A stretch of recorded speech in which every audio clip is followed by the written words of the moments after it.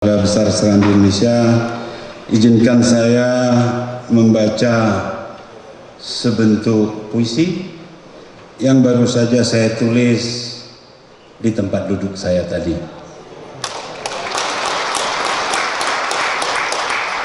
Kalau boleh saya pegang mic wireless ya.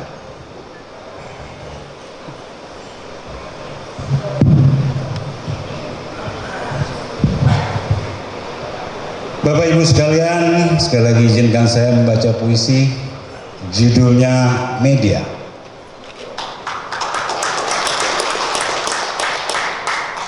Saudaraku, saudaraku semua, mengapa benci, caci dan buli bersemayam di dada ini? Mengapa benci, caci dan buli hinggap lengket di kepala? Benci, caci dan buli bahkan dijadikan instrumen dan senjata. Saudaraku, kita bertengkar, berdebat, terus menghina, bak kusir di atas kereta tanpa jeda. Saudaraku benci, caci dan buli saat ini mulai mengganggu prakarsa. Saudaraku, cintaku rakyatku, dikau adalah cinta tak terhingga.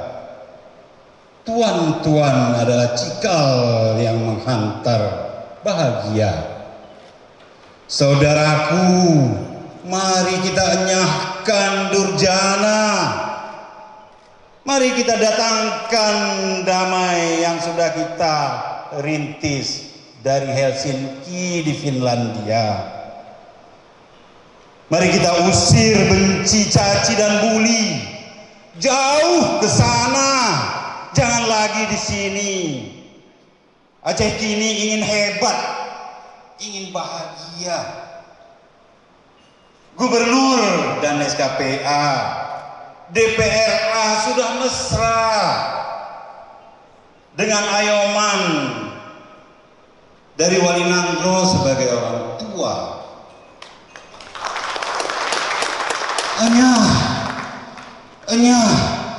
Enyahlah virus benci, caci dan buli. Enyahlah virus corona. Jangan racunin sosial media kami. Jangan kotori halaman muka Serambi Indonesia. Wahai jawara, wahai rakyatku, wahai Aceh yang mulia, kita datangkan bahagia bersama. Kita jadikan media yang penuh dengan pelita.